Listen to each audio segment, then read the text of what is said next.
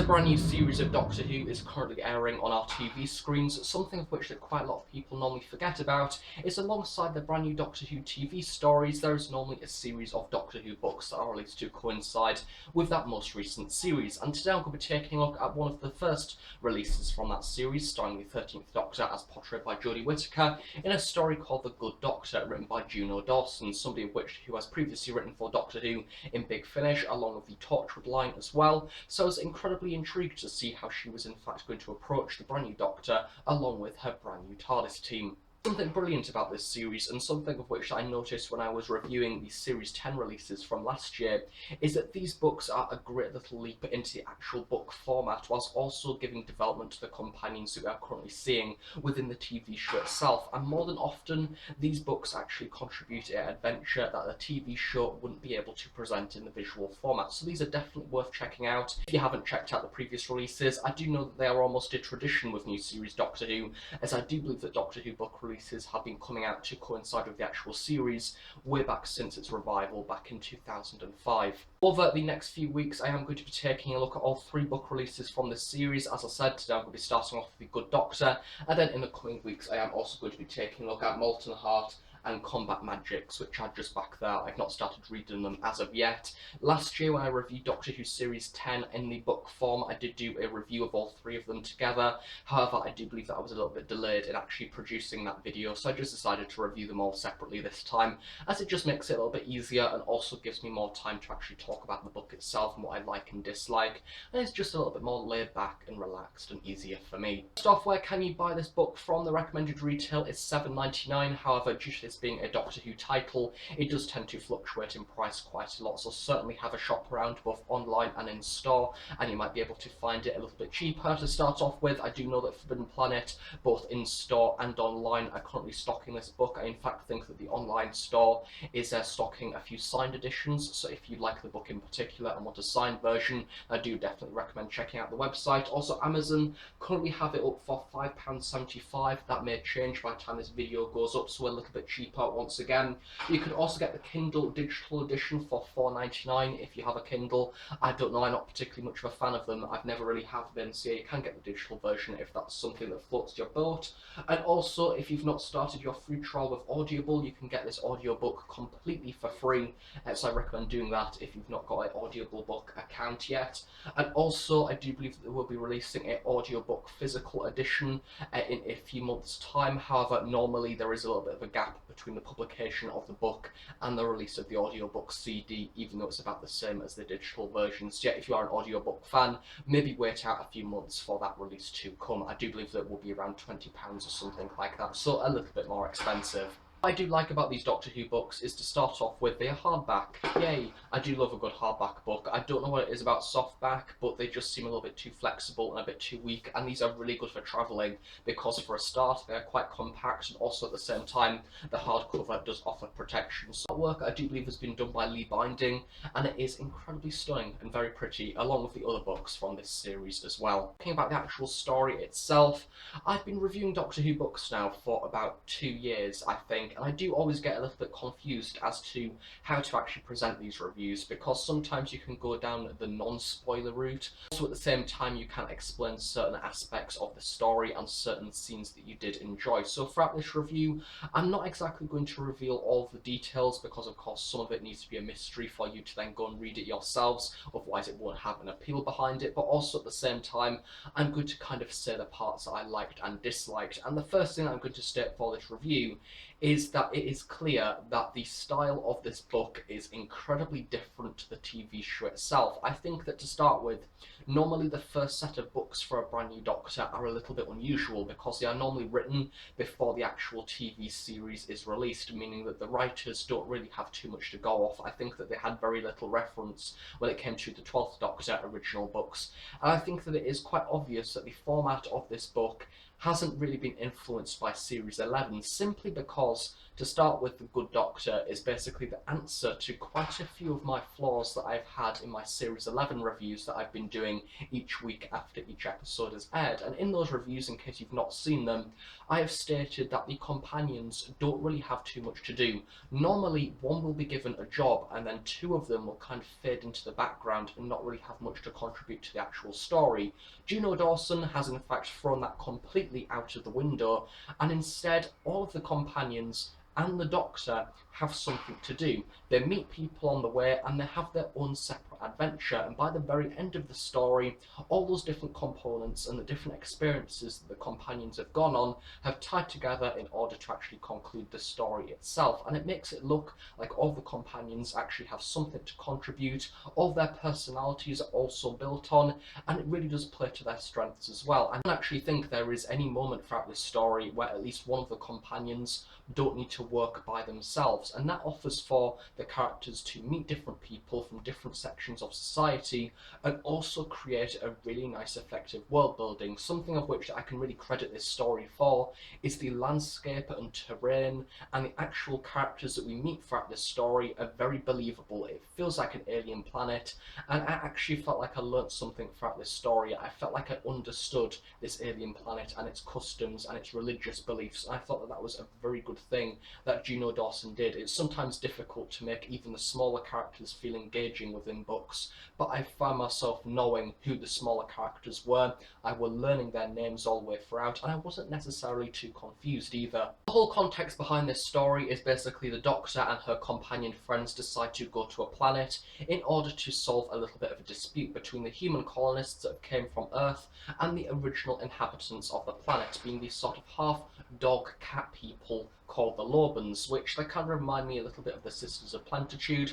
And by the very end of the opening chapter, you see the Doctor resolving the dispute, solving a peace treaty, and everybody lives in harmony and it's all happy and jolly and wonderful. However, when the TARDIS team decide to leave the planet, Ryan realises that he has left his phone behind, and of course with this planet being a little bit less technologically advanced, a mobile phone could basically ruin the future of this planet and completely change it and change the course of history. Therefore the Doctor goes back to the planet very reluctantly in order to retrieve the phone and then get away almost immediately, no harm done. However, the TARDIS arrives in the future, meaning that a lot has changed, the customs of this planet have changed, and also the Doctor, alongside her companions, have now become the foundations and basis of a religious sort of practice, of holy books that are basically completely dedicated to their characters. Graham is known as the Good Doctor, not the actual Doctor herself, because women are looked down on in this society and they're not allowed to go outside without their males looking after them. And it turns out that they aren't allowed to be in the chapel either in order to pray to their gods, and Graham is seen as this all-powerful, all-good figure that they then follow a book called the Book of Truths, which is the equivalent of a human holy book. It tells them how to live their lives, what is the customs that they should abide by, and also what is the rules that they must follow.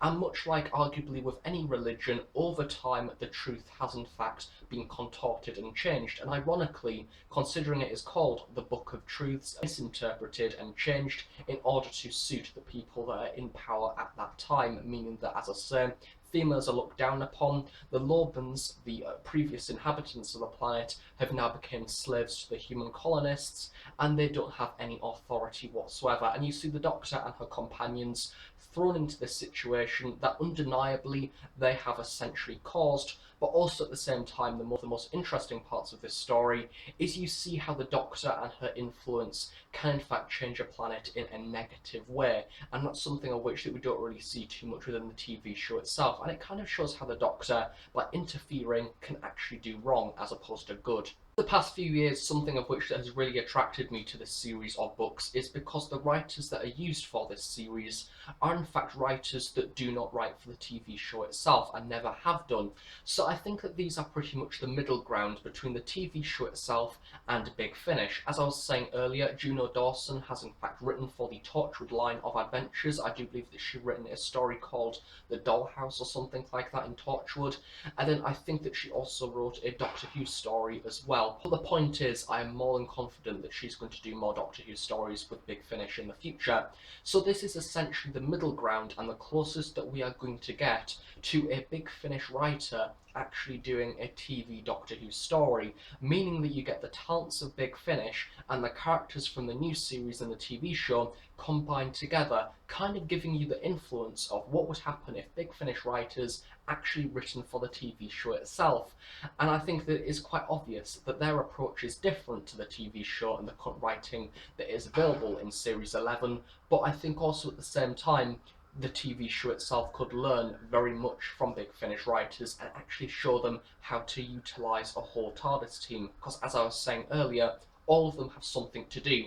Yaz and Ryan have been relabelled angels, and they are in fact known as Rasmin, a combination of the name, and they are in fact a companion of the Good Doctor, being Graham, and the Doctor herself has in fact been deleted completely from society because she isn't an angel, she's just a woman, and ironically Graham decides to call her the Nurse, which story is a really good structure around beliefs, and it is almost a fairy tale gone wrong, because you see how this perfect society that was originally war-torn has been put on the right path by the Doctor, but those very people have seen that it's gone on the right path and they've decided to change it in order to make them the more superior members of society, as opposed to the Lobans being the cat people who have now been demoted to almost servants of the humans. It also turns out that there is a few rebels in the society as well, which are essentially a mixed breed between the humans and the cat people, which I think that it would be fair to say if humans were to go out into space and kind of make allies with aliens, I think it would be fair to say at some point we would end up crossbreeding and amalgamating into other races and subspecies will be created. It's nice to see that these human colonists have in fact got a certain section of society that have founded relationships between the Lobans, and you in fact have this companionship and family unit that also are rebels at the same time and want to rise up against the Temple of Great Tordis. Not TARDIS, Tordis, once again something that has been passed down incorrectly through the years through the Book of Truth. So it is very funny, and I love to see Graham actually being this godly figure, because at the start of the story you see what it would be like for him to be a god. He certainly follows it and sort of lets people ask him questions, but by the very end of the episode you see him kind of get a bit bored of the idea of being a god and he lets the Doctor take control. So I think that this is definitely a story for Graham, and because he is in fact on the cover in this stained glass window, I'm hoping that maybe a theme that is carried on throughout the other books is that this book is Graham's, and then the Molten Heart is Ryan's book, and then Combat Magics is in fact Yasmin's, and each story kind of has a development building with their characters. But the main important thing is, yes, this story is more focused around Graham, but it doesn't make the other companions seep to the back, because Yasmin in fact joins the rebel forces. She gets imprisoned because she's a woman and she's out at night without the attendance of her male sort of carer. And also at the same time Ryan in fact founds a relationship with a character called Tromos, who is basically this conspiracy that the temple has created in order to create a guard that has been sort of manipulated scientifically in order to be this creature that's been pumped full of drugs and has been created into a monster. And by the very end of this story you have a big showdown where Tromos is kind of needed to be put onto the right side by Ryan as well as the Doctor. So it is a very powerful book. Uses all the different characters, but also at the same time I really enjoyed the world itself, because it felt like there was villains in this story. The Temple were the villains, and almost the fact that they were going by the Book of Truths that was originally written by Graham and the Doctor, that has been manipulated, so sort of the Doctor's own rules have been changed for bad, and I quite like that. It's almost like the Doctor is going up against herself, but the point is, there feels like an enemy in this book. We go to a brilliant alien world, which are two things that Series 11 is currently lacking in. So if you're wanting to have more justice for Doctor Who Series 11, then this book is certainly a good place to start with that. I found it a very good, enjoyable read, and also I passed it quite quickly as well. I think I got through it within a week, on and off, because I've been working on my degree recently, having a bit of work to do there. So it wasn't priority, but I think that if it was, I could have easily read this in 2 or 3 days. It is very easy to follow. The chapters are very nice, not too complex, so it's certainly very good for a new reader for Doctor Who books. Bearing in mind, I only started reading again about 2 or so years ago, and a book like this would have daunted me quite a lot. So if you are new to reading, then this might be a good place to start, especially with the 13th Doctor. It is new, it is more relevant in Doctor Who today, and also it'll be interesting to see how the other books actually carry on, hopefully, this theme, and see how other writers approach the brand new TARDIS team. Overall, that is that for The Good Doctor, the first book of Series 11 for 2018. I'm really excited to read the others, especially if it is along the same lines as this story, and it does essentially offer a brand new context to Doctor Who Series 11, and it is great to see this new TARDIS team go on a few more adventures. In this review, I've kind of just briefly touched on the plot itself.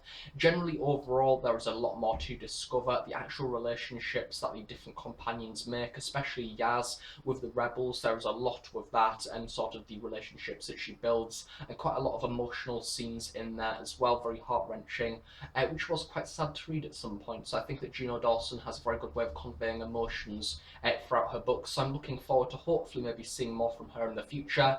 And also, I would love to see Juno Dawson actually write for the series itself. If anything, my main hope for Doctor Who Series 12 is we bring on new writers, more than Chibnall, because Chibnall has wrote a lot for Doctor Who Series 11, and maybe my sort of golden hope is bring on Big Finish writers such as Juno Dawson. I think could do a very good job at doing a visual Doctor Who story. That is that for this review. I hope you've enjoyed it. If you have any questions about this release, then please feel free to leave them in the description below, and I will try my best to answer them. I don't particularly know where this fits in within Doctor Who Series 11. I'm guessing around arachnids in the UK. That is my guess, if anybody's wondering that. I know that that does generate quite a lot of interest with a few people, sort of the canonology of these books or whatever it's called. You join me in my next Doctor Who Series 11 book review that will in fact be Molten Heart, as that is the next one released in this series of Ryan and the 13th Doctor on the cover, and I hope you stay tuned for more Doctor Who Series 11 episode reviews in the future as well from the TV show itself,